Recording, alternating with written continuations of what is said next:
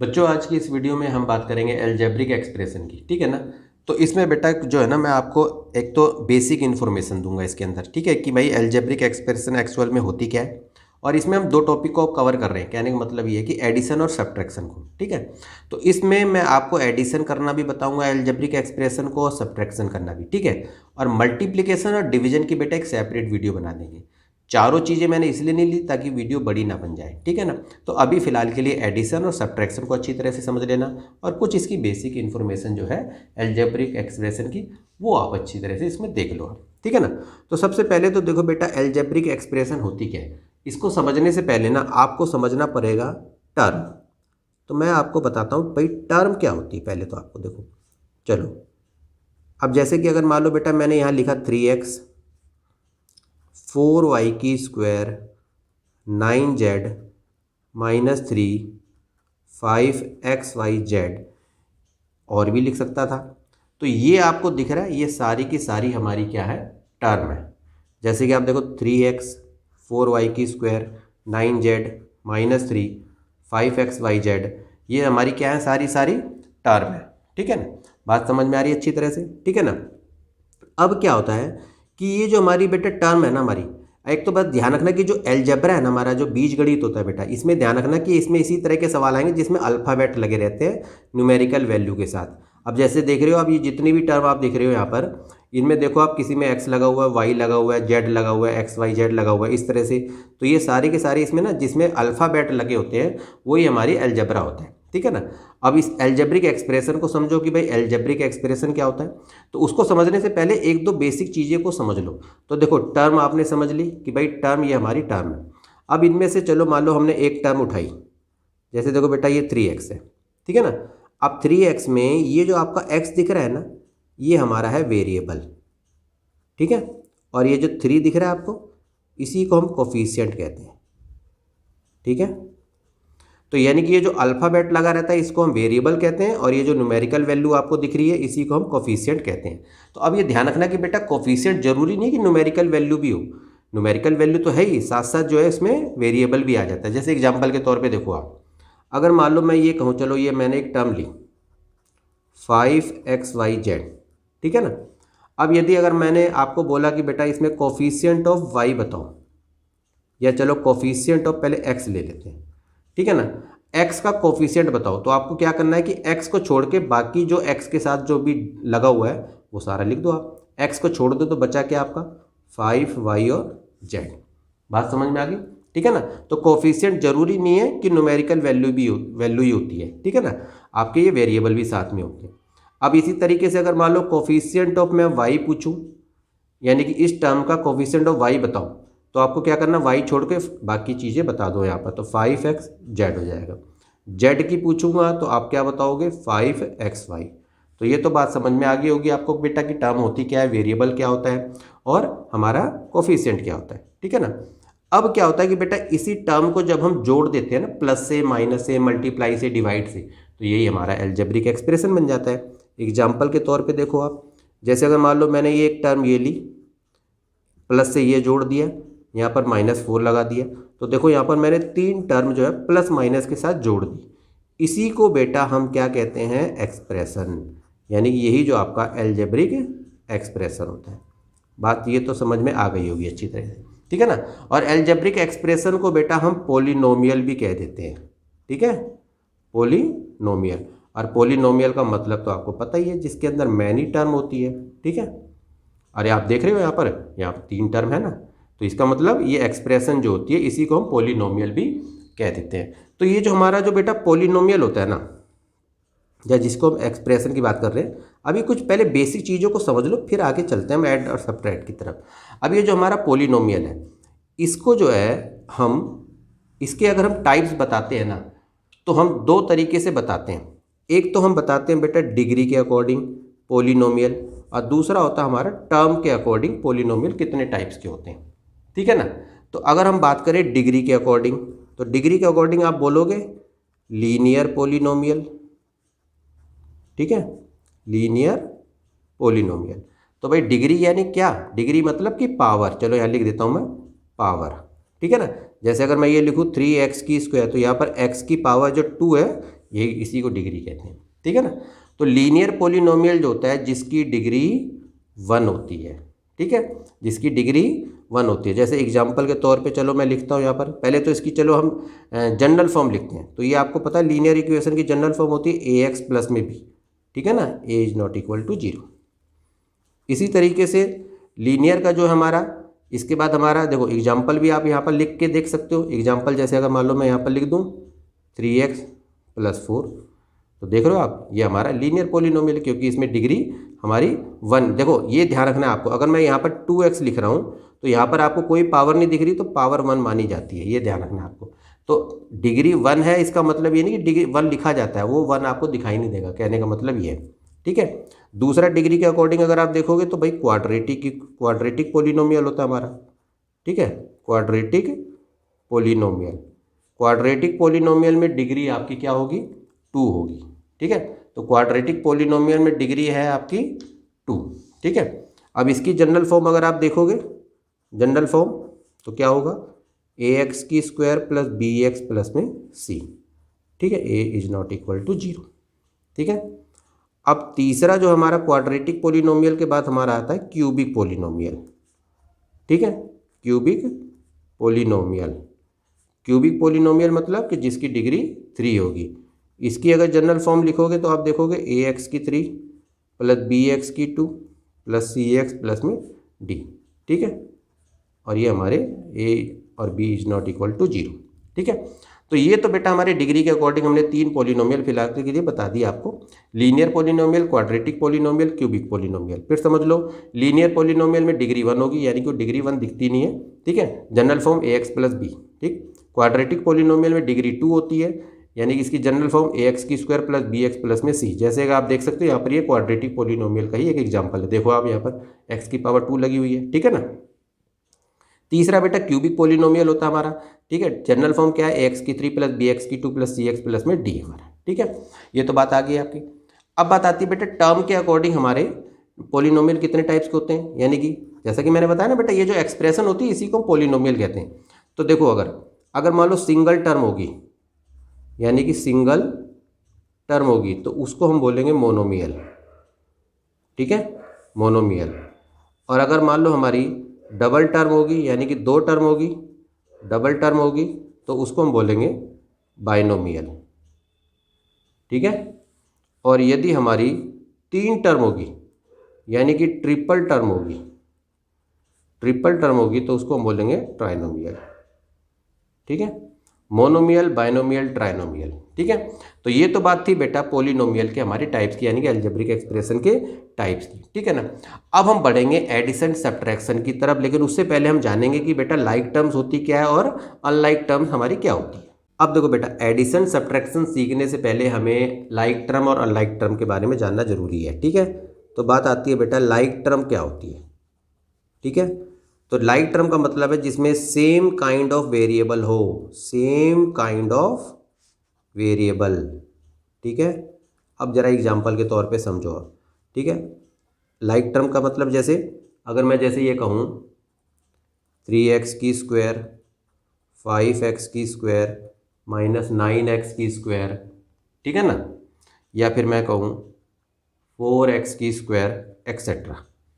अब आप देखो यहाँ पर जो वेरिएबल आपको दिख रहा है, देखो x² है, यहाँ भी x² है, यहाँ भी x² है, यहाँ भी x² है, तो इसी को बेटा हम लाइक टर्म कहते हैं, ठीक है। बहुत सारे एग्जांपल आप लिख के देख सकते हो, जैसे देखो xyz ये दे दिया मैंने, 5xyz दे दिया, 3xyz दे दिया, तो देखो आप xyz, तो ये भी हमारा क्या है, लाइक टर्म है, ठीक है ना। अब बात आती है बेटा कि अनलाइक टर्म क्या है, तो इसी का उल्टा लगा लो।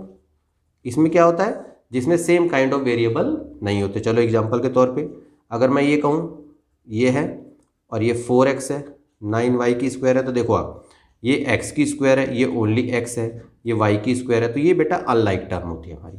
क्लियर होगी बात ये। तो लाइक टर्म अनलाइक टर्म तो आपने समझ लिया होगा। अब ये मैंने क्यों बताया, अब समझो आप। अब हम बढ़ेंगे आगे एडिशन और सब्ट्रैक्शन की तरफ। तो ध्यान रखना बेटा कि जो हमारे लाइक टर्म होते हैं ना, उसी को हम ऐड कर सकते हैं और सब्ट्रैक्ट कर सकते हैं, ये बात आपको याद रखनी है, ठीक है।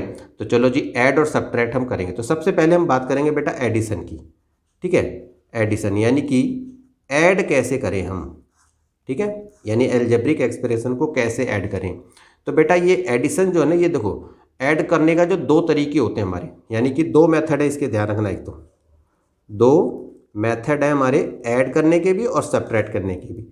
पहला मेथड जो हमारा बेटा होता है हॉरिजॉन्टल मेथड, ये ध्यान रखना है, ठीक है। और दूसरा मेथड हमारा जो है वो क्या है, कॉलम मेथड है, ठीक है, कॉलम मेथड है, हॉरिजॉन्टल मेथड और कॉलम मेथड, ठीक है। तो अब हम इसको जरा ऐड करके देखते हैं, आपको समझाता हूँ मैं। सबसे पहले तो देखो बेटा हॉरिजॉन्टल मेथड, मान लो एग्जाम्पल के तौर पे हम एक सवाल लेते हैं। जैसे मैंने कहा बेटा 5AB है हमारा, और एक टर्म मैंने ले ली -3AB, एक टर्म ले ली मैंने मान लो 2AB, एक ले लिया मैंने 6AB। चलो इतना ही ले लेते हैं। अब अगर मान लो मुझे करना है इसको ऐड, तो सबसे पहले हम हॉरिजॉन्टल मेथड की बात कर रहे हैं। ऐड करते हैं तो कैसे करेंगे हम, 5AB लिखा, कोमा हटा के प्लस लगा देंगे। अभी देखो माइनस में, तो यहाँ पर माइनस में 3AB लिख देंगे, ठीक है। फिर प्लस, फिर यहाँ माइनस में 2AB लिख देंगे ब्रैकेट में, और फिर प्लस 6AB लिख देंगे। सबसे पहले तो हमने इसको ऐड कर लिया, ठीक है। अब इसके बाद क्या करेंगे, अब ब्रैकेट को खोल दो। अब जैसे देखो 5AB प्लस माइनस माइनस होता है, 3AB हो जाएगा, ये भी माइनस में 2AB हो जाएगा, और प्लस में 6AB हो गया। अब यहाँ देखो आप, ये भी AB है, ये भी AB, AB AB, तो इसका मतलब क्या है, लाइक टर्म हमारा, और लाइक टर्म तो आराम से ऐड हो जाएगा। तो आपको देखना क्या है, देखो ये जो AB AB AB AB ये है ना हमारा, ये तो हमारा कॉमन आ जाता है, ये ध्यान रखना। बस आपको क्या देखना है, जो इसके आगे जो नंबर लगा हुआ उस पर ध्यान दो अच्छी तरह से। तो चलो इसको मैं ब्रैकेट में लिख लेता हूँ। देखो जैसे 5 हो गया, इसको लिख लिया मैंने -3, और ये ले लिया मैंने -2, और ये ले लिया मैंने 6, ब्रैकेट बंद, और AB यहाँ पर लगा दो। बस AB आपका कॉमन है, ठीक है, AB तो इसी तरह से लगा दो आप। अब देखो यहाँ पर कैसे करेंगे हम, 6 और 5 होते हैं 11, और 11 में से देखो 3 और 2 5, तो 11 में से 5 गए तो 6, समझ रहे हो मेरी बात को। तो ये आ गया 6, और यहाँ पर AB लगा दोगे तो यही इसका आंसर हो जाता है। बात समझ में आ गई अच्छी तरह से। तो इस तरह से जो है ना, आप आराम से देखो इसको करके देख सकते हो। कौन सा मेथड है ये हमारा बेटा, ये हमारा है हॉरिजॉन्टल मेथड है ये, ठीक है ना। अगर मान लो कि अब देखो एक दो सवालों को और देखते हैं हम अच्छी तरह से, ताकि जो है ना आपको अच्छी तरह से समझ में आ जाए। चलो अब देखो, मान लो मैंने लिया x² प्लस में 5, x प्लस में 6, और and 2x² minus 3x plus में 9। चलो मान लीजिए ले लिया। अब हमें इसको ऐड करना है, तो कैसे करेंगे, वही चीज़ है, एंड की जगह पहले क्या करेंगे, प्लस का निशान लगा देंगे, ये देखो, और प्लस लगाओ यहाँ पर लिखा 2x² माइनस में 3x प्लस में 9 लिख दिया हमने। अब इसके बाद क्या है, जो x जो लाइक टर्म है उनको एक साथ ले लो। जैसे देखो आप, ये x² है और ये भी x² है, तो यहाँ लिख लो, इसके पास ले आओ 2x²। अब ये जो 5x है यहाँ पर लिखो। अब इसके जैसा कौन सा है, ये वाला, ये है माइनस का 3x, यहाँ ले लो। इसके बाद 6 है और यहाँ पर 9 ले लो, ठीक है ना, सबको अलग अलग ले लिया। अब इनको ऐड कर लो आराम से। देखो आप, देखो अब मैंने क्या बताया, जैसे देखो यहाँ पर कुछ नहीं है तो यहाँ पर बेटा 1 माना जाता है, ध्यान रखना। तो देखो 2 आगे की न्यूमेरिकल वैल्यू को ध्यान दो, बस x² तो देखो ये लगाना ही है, यहाँ पर x² तो ऐसे ही लगा दो। 2 और 1 कितना हुआ, 3, तो बस यहाँ पर 3 लिख दो, तो 3x² हो गया। अब यहाँ पर देखो क्या है, 5 में से 3 जाएंगे, देखो 5 प्लस का माइनस का 3, 5 में से 3 जाएंगे तो प्लस का 2 होता है, 2 लगाया, और x तो आपका यहाँ पर लगेगा ही लगेगा। अब इसके बाद देखो 6 और 9 6 15, तो देखो यही आपका आंसर आ जाता है। बात समझ में आ गई। तो इस तरह से जो है ना, आप देखो लाइक टर्म को कैसे हॉरिजॉन्टल मेथड से जो है आप ऐड करके इसको देख सकते हो। बड़े से बड़ा नंबर भी ले लो, चाहे कोई सा भी, आराम से जो आप हॉरिजॉन्टल मेथड से ऐड करके देख सकते हो, जैसे मैंने ये तरीका आपको बताया, ठीक है ना। अब बात आती है बेटा कॉलम मेथड की। अगर कॉलम मेथड में इसी को करना है तो वही चीज़ है, देखो इसको आपको ऐसे लिख देना है, बस x² प्लस में 5x प्लस में 6, और x² के नीचे ही x² लिख दो ऐसे करके, और उधर है -3x है, और ये हमारा 9 है, और इसी तरीके से आपको ऐड करना है। ये हमारा कॉलम मेथड है। 9 और 6 कितना होता है, 9 6 15 हो गया। अब आप देखो यहाँ पर ये प्लस का है हमारा, अब देखो ये प्लस का 5x है, ये माइनस का है, तो जाहिर सी बात है कि प्लस का 2x आएगा हमारा, ठीक है ना। अब ये देखो दोनों प्लस के हैं भाई, 2 और 1 3, और ये हमारा x², ये लो जी, कॉलम मेथड से, कॉलम मेथड से करो और चाहे आप हॉरिजेंटल मेथड से करोगे, आंसर आपका वही सेम आएगा। ठीक है ना, ये तो आपको समझ में आई। ठीक है ना, एक दो थोड़े से बड़े सवालों को लेके देखता हूँ, फिर सब्ट्रैक्शन आपको कराता हूँ। आप देखो बेटा, अब ये सवाल को देखो आप, अब इसको जो है ना आपको मैं दोनों मेथड से ऐड करके दिखाऊंगा। थोड़ा सा ये देखो बड़ा सवाल है ना, ठीक है, आप देखो अच्छी तरह से, बस तरीका आपको पता होना चाहिए कि ऐड कैसे करना है। ठीक है, फिर तो आप कोई भी कितना भी बड़ा सवाल हो आराम से इसको करके देख सकते हो। अब इसमें देखोगे आप 3 एक्सप्रेशन है, देखो एक यहाँ से लेकर यहाँ तक एक हो गया, कॉमन लगा हुआ है। और फिर देखो यहाँ से लेकर यहाँ तक ये 2 एक्सप्रेशन, और यहाँ से यहाँ तक ये 3। तो देखो हमारे पास 3 एक्सप्रेशन है, इसको हमें ऐड करना है। तो जहाँ ये कोमा है ना बेटा, वहाँ प्लस लगा देना है। तो पहली लाइन तो आपको ऐसी लिखनी है, 3x², यहाँ पर देखो 5xy लिखा आपने, 4y की 2 लिखा, -1, यहाँ पर प्लस लगा दिया। पहले इसको जोड़ना होता है, ठीक है, ऐसे करके आपने जो है इसको प्लस लगा के यहाँ पर जोड़ दिया। ठीक है, ये जोड़ दिया हमने इस तरह से। पहला काम तो यही था हमारा, ये हमने जोड़ दिया। अब इसके बाद दूसरा जो हमारा काम होता है वो हमें देखना है बेटा, इनमें कौन कौन से एक दूसरे के सेम सेम नंबर हैं, यानी कि सेम सेम टर्म कौन सी है, यानी कि लाइक लाइक टर्म कौन सी है, उनको पहले अलग ले लो। ठीक है, तो देखो सबसे पहले हम चलो शुरुआत करते हैं x² से। तो देखो भाई x² ले लिया, चलो यहाँ अंडरलाइन कर देते हैं। अब x² और कहाँ पर है चेक करो आप, देखो यहाँ पर है। तो यहाँ पर चलो इसको यहाँ लिख देते हैं, -4x² है, लिख दिया। अब और तो कहीं x² नहीं है, छोड़ दो। ठीक है ना, अब आ जाते हैं हम -5xy पे, ये ले लिया हमने, अंडरलाइन कर दिया। xy देखो और कहाँ पर है, ये रहा, यहाँ भी अंडरलाइन, ये देखो -9xy, अंडरलाइन करते चले जाओ। और ये देखो प्लस का 7xy, xy यानी कि लाइक टर्म को अलग अलग लेते जाओ। अब ये भी ख़त्म हो गया। चलो जी, अब y² की बात करते हैं। तो 4y², तो यहाँ पर अंडरलाइन कर दो। और ये देखो 7y² है, प्लस का 7y² लिख दिया आपने। इसके बाद y² है, यहाँ पर y² लिख दो। सारे हो गए। अब हमारे देखो यानी कि कांस्टेंट टर्म कौन सी रह गई हमारी, जो बिना वेरिएबल वाली है, -1, ये रह गया हमारा, प्लस का 5 रह गया, और यहाँ पर -13। तो दूसरी लाइन भी आपको समझ में आ गई कि इसी तरीके से आपको लिखना है। अब इससे इस तरह से लिखने से क्या है कि आपको प्लस करने में आसानी लगती है। अब देखो क्या है, अब ये देखो x² देखो, अब यहाँ तक को पहले ऐड करना है, फिर ये देखो ये जो है ये यहाँ तक को ऐड करना है, और फिर इनको यहाँ तक का ऐड करना है, और फिर इसको यहाँ तक ऐड करना है। तो इससे आसानी रहती है। अब देखो x², तो देखो x² तो ऐसे ही लगा दो पहले, तो सीधा, आपको वेरिएबल को देखने की जरूरत नहीं है, आपको सीधा सीधा वैसे लिख दो आप। अब बस इसको देखना है, देखो प्लस का 3 है, -4 है, प्लस का 3 है, -4 है, तो -1, तो 1 लगाने की यहाँ जरूरत नहीं होती, तो -x² इसका आंसर आ जाएगा यहाँ पर। ठीक है ना, अब यहाँ देखो आप डायरेक्ट भी कर सकते हो, सीधा सीधा देखो, -5 -9, ठीक है, ठीक है, कितना हुआ, 9 पर 14, माइनस का 14 हो गया। माइनस के 14 में से प्लस का 7 जाएगा, तो माइनस का 7 ही आएगा ना, तो -7xy हो गया। देखो इसका सीधा आंसर मैंने यहाँ पर लिख दिया, -7xy हो गया। अब इसको जोड़ो जरा, देखो 4 और 7, 7 4 11, 11 और 1 12, तो प्लस का 12 और y² तो सेम सेम ऐसे कैसे लिख देना है। अब इनको जोड़ो जरा, -13, -1, -14 हो गया, -14 प्लस में 5, तो +-5, तो 13 में से कितने, 14 में से 5 गए, 9 5 14, तो कितना हुआ, -9। तो यही बेटा हमारा आंसर आ गया। देखा आपने आराम से। अब अगर मान लो इसी को हमें कॉलम मेथड में करना होता तो कैसे करते हैं, ठीक है, तो कॉलम मेथड को भी समझ लो। अब देखो सबसे पहले हमें क्या करना है, देखो 3x² -5xy + 4y² -1, एक टर्म लिखी हमने। अब इसके बाद देखो क्या है, अब यहाँ पर है 7y², तो y² के नीचे ही लिखना है आपको, तो यहाँ पर आपको 7y² लिख देना है, और माइनस का 9xy है तो इसके नीचे आएगा, तो -9xy यहाँ लिख देना है आपको, और प्लस का 5 है तो यहाँ पर प्लस का 5 लिख देना है। क्लियर है, ये प्लस का था तो यहाँ पर हमने प्लस लगा दिया। ठीक है, अब इसके बाद देखो क्या है, अब रह गया हमारा ये वाला तीसरी टर्म, देखो आप 7xy है, तो 7xy है तो प्लस का 7xy यहाँ लिखा जाएगा, माइनस का 4x² है, तो आपको क्या लिखना है यहाँ पर, यहाँ लिखना है -4x², यानी कि लाइक टर्म के नीचे ही लाइक टर्म आपको लिखना है।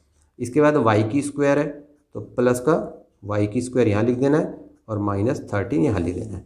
अब इसको आपको ऐड करना है। ठीक है, अब क्या करना है, इसको अब ऐड करो।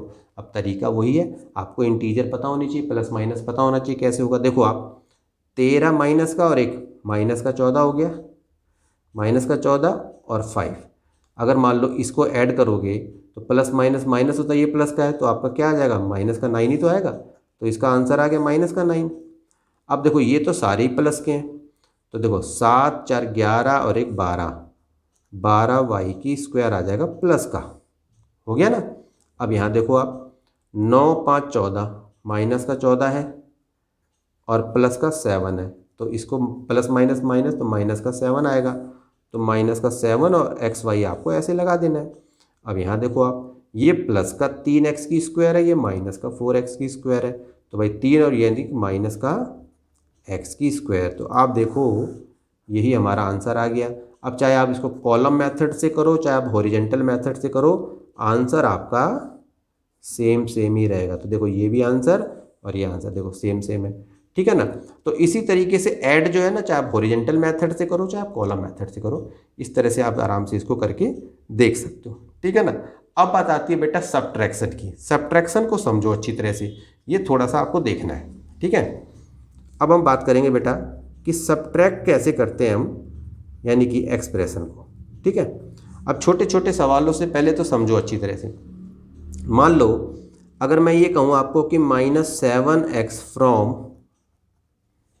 12x, पहले छोटे सवाल से लो आप। मैंने क्या बोला, -7x को आपको 12x में से घटाना है, तो क्या करोगे आप, क्योंकि देखो फ्रॉम लिखा है, फ्रॉम का मतलब होता है से, यानी कि इसमें से इसको घटाना है। तो पहले तो आप लिखोगे 12x। अब क्या करना है आपको, सब्ट्रैक्ट करना है, तो सब्ट्रैक्ट का निशान लगाना है, ठीक है। अब इसके बाद किसको घटाना, -7x को, तो इसको ब्रैकेट में लिख दो आप, -7x। तो ये हो गया आपका 12x, माइनस माइनस क्या होता है +7x। अब ये तो आपको दिख ही रहा है, 12 और 7 कितने होते हैं 19x, तो घटाने पे आ गया आपका 19x। क्लियर होगी बात, ये अच्छी तरह से समझ में आ रहा है। देखो फिर समझो एक बार, जैसे अगर मान लो मैंने कहा 12a को फ्रॉम -7a में से घटाना है, तो आप क्या करोगे, पहले -7a को यहाँ लिखोगे, घटाना है तो घटा का निशान लगाओगे, किसको घटाना है 12a को घटाना है, तो यहाँ पर 12a लिख दोगे। अब आपको पता ही है -7 -12 तो क्या होगा, माइनस का 19a हो जाएगा, ठीक है। तो ये इसका आंसर आ जाता है। ये तो बात आपको अच्छी तरह से समझ में आ गई होगी। अब अगर मान लो मैं सब्ट्रैक्ट थोड़ा सा बढ़ा के सवाल देते चलो जी। अब यदि सवाल आ जाए कि आपको सब्ट्रैक्ट करना है x माइनस, चलो जी यहाँ पर z लिख देते हैं, x माइनस जेड प्लस में 2y और from 3x plus y minus में 2z, ठीक है। ये आपको देने, अब आपको सब्ट्रैक्ट करना है, तो क्या करोगे आप, तो बस ये ध्यान आप इसमें थोड़ा सा ध्यान रखो। देखो फ्रॉम है से, तो इसमें से इसको घटाना है, इसमें से इसको नहीं, ध्यान रखना इसमें से इसको घटाना है, तो पहले इसको लिखोगे आप, तो लिखो आप 3x प्लस वाई माइनस में 2z।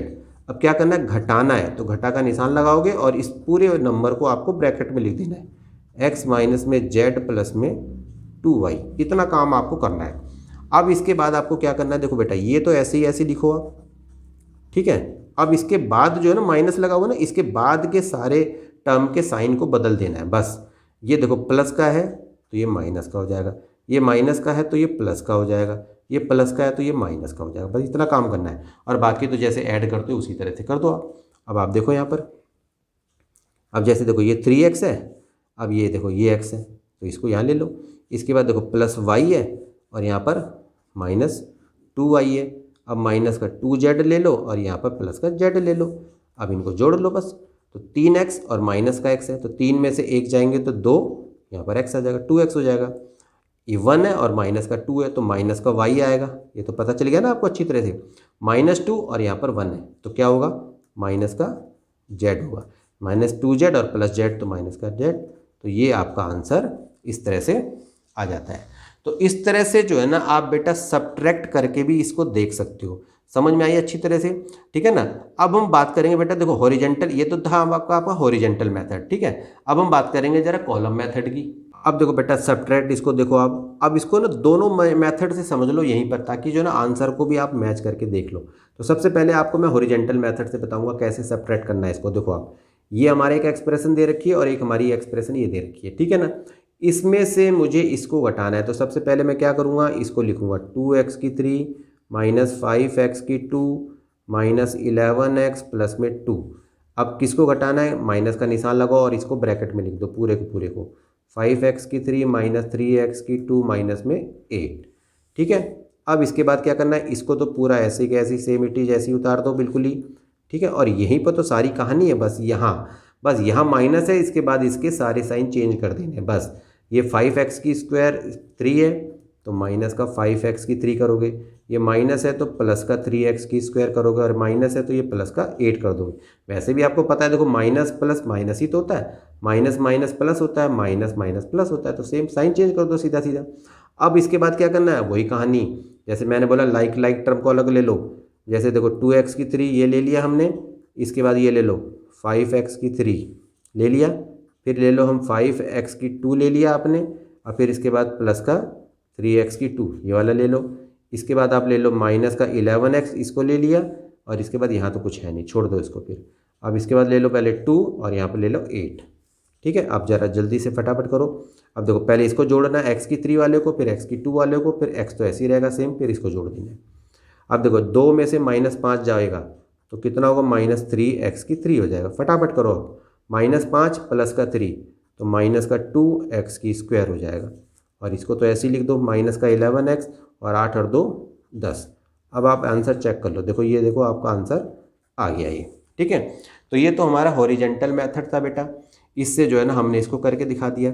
अब मैं बात कर रहा हूँ कि बेटा कॉलम मेथड से, ठीक है, कॉलम अब मेथड से भी जो है ना इसको हम सॉल्व करके देखते हैं। तो वही चीज़ है, देखो पहले इसको हम ऊपर लिखेंगे 2x3 5x2 minus 11x plus में 2, ठीक है। अब x3 के नीचे x3 वाला नंबर, x2 के नीचे x2 वाला नंबर, इसी तरीके से करते हैं। अब इसको देखो 5x3 है तो कहाँ पर आएगा, इसके नीचे आएगा, 5x3 हो गया। इसके बाद माइनस का 3x2 है तो कहाँ आएगा, माइनस का 3x2 इसके नीचे आएगा। इसके बाद -8 है तो कहाँ पर आएगा, इसके नीचे लिखना पड़ेगा, नंबर के नीचे नंबर। अब इसके बाद यहाँ देखो अब क्या करना है, अब ध्यान रखना कि आपको इसको सब्ट्रैक्ट करना है। तो ध्यान रखना कि ये जो नीचे की जो टर्म लिखी है ना आपने, अब इनके देखो ये माइनस है तो यहाँ पर लगा दो प्लस, ठीक है। ये माइनस है, साइन चेंज कर दो, ये प्लस हो गया, ये प्लस है तो ये माइनस कर दो। इतना काम तो कर लोगे, समझ में आई क्या बोला मैंने। नीचे की जो टर्म है, जैसे देखो माइनस है तो यहाँ प्लस लगा दिया, यहाँ माइनस है तो प्लस, साइन चेंज कर दो, ये प्लस है तो माइनस। अब क्या करना है, देखो अब ये जो साइन आपने लगाया तो वो यही बन गया, ये ध्यान रखना। अब ये माइनस का 8 नहीं, अब ये प्लस का 8 है, ठीक है। तो प्लस का 8 और प्लस का 2 तो क्या होगा, प्लस का 10 होगा। इसको तो आपको क्या करना है, इसको तो सेम का सेम ऐसे उतार दो, क्योंकि इसका तो कुछ है ही नहीं। अब ये देखो ये प्लस का 3x2 बन गया, ध्यान रखना। ये माइनस का 5x2 है, ये प्लस का 3x2 है, तो -5 + 3 तो क्या होगा आपका, माइनस का 2x² हो गया, ठीक है ना। अब ये देखो माइनस का 5x3 है, ये प्लस का 2x3 है, तो माइनस का 3x3। अब देखो ये आंसर मैच करो, तो देखो ये आंसर और ये आंसर देखो सेम ही है ना। तो आप चाहे कॉलम मेथड से करो, चाहे आप हॉरिजॉन्टल मेथड से करो, आप आराम से सवालों को आराम से करके इसको देख सकते हो, ठीक है ना। तो बेटा एडिशन सब्ट्रैक्शन जो है जितना हो सकता था मैंने आपको सरल तरीके से बता दिया है, ठीक है ना। यदि वीडियो पसंद आई है बेटा तो इसे लाइक करना, कमेंट करके बताना कि ये वीडियो आपको कैसी लगी, ठीक है। और हो सके तो चैनल को भी सब्सक्राइब करना, ठीक है ना। अब इससे जो नेक्स्ट वीडियो हमारी बनेगी वो बेटा बनेगी मल्टीप्लिकेशन और डिवीजन के ऊपर, ठीक है ना। तो बेटा आज के लिए इतना ही, मिलते हैं फिर किसी नेक्स्ट इंटरेस्टिंग टॉपिक पे, तब तक के लिए ओके।